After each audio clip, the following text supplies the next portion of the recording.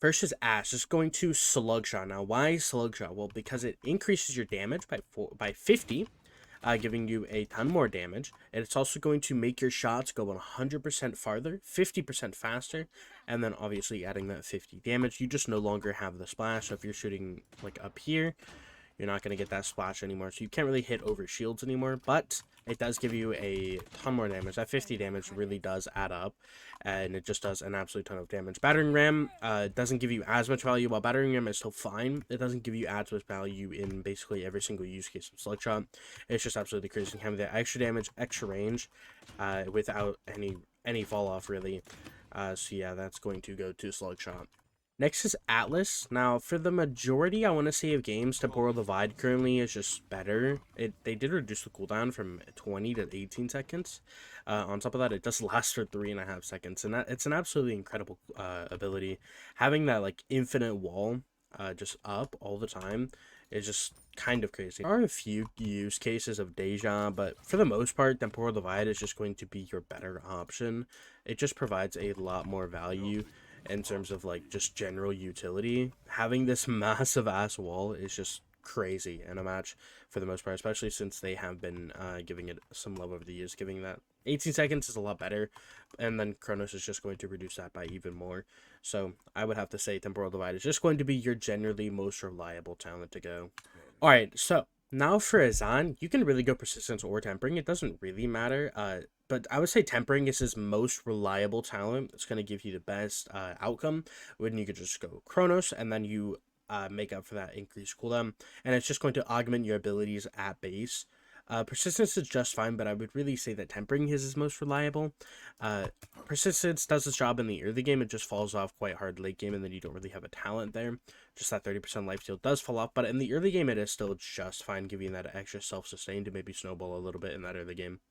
Barrack, this is going to go to Tinkerin. Tinkerin is just his most reliable. There are some cases where Fortify is just fine. Maybe you're like solo tank or something.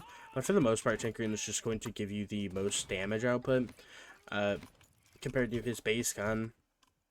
You don't really need Fortify. His shield is already quite fine. And you obviously don't want to go Forge Fire because the shield and the damage on the base ultimate is really good, and you don't really want to take that away. The drawbacks of Forge Fire aren't enough to make up for what you're actually losing from the actual ultimate. So I would say Tinkerin is just going to be the best way to go. You're not going to lose too much, and you're just going to make your gun better, doing a bit more damage. Next is Fernando. This is going to Aegis. This has been his best build his best talent for a bit. You just have a shield on a meter instead of a cooldown, so it makes him a ton more reliable as a point tank. You don't have to put it up, and then you have a cooldown, and then you're just free to kill.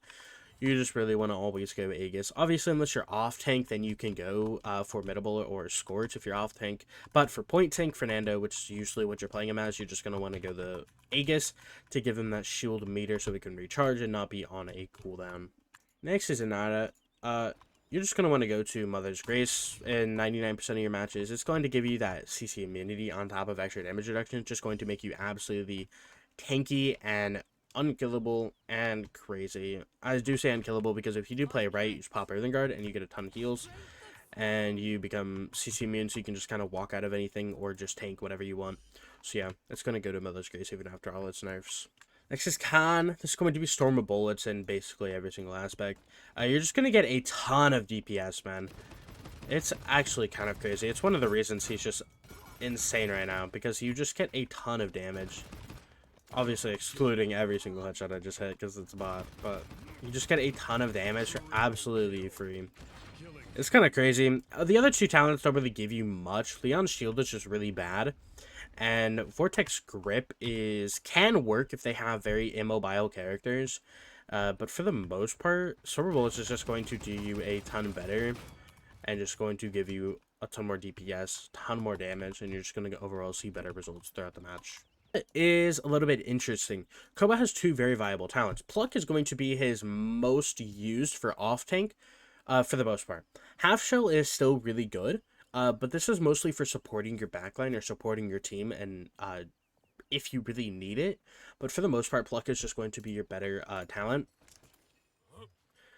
Being able to just pluck somebody and then doing 1,000 damage is just kind of crazy, and then they're just bursted down into death.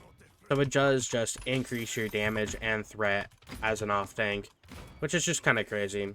And compared to your normal gun, you're not going to be doing as much damage, or you're not going to have it as much threat. Obviously, you still have the hook, and you're still very threatening. But this extra damage on the hook is just going to make you even more threatening. Next, all three of her talents are honestly really good. It is completely up to you, and personally, it's per game basis that I choose from. If they don't have a mobile backline, I usually go Subjection.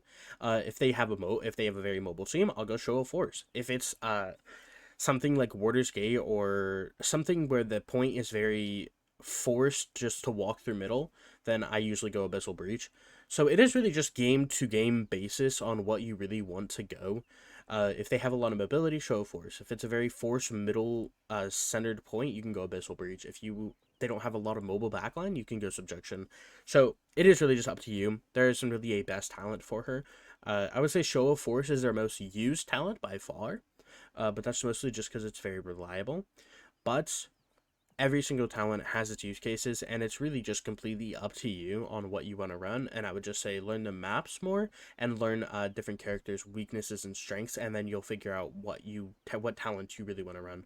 And now we have Rom. Rom has two very viable talents. It's going to be Subservience and Enforcer. If you're looking to just be an absolute nuisance on the backline, you can go Enforcer, and you're just going to run through the backline while taking 40% less damage.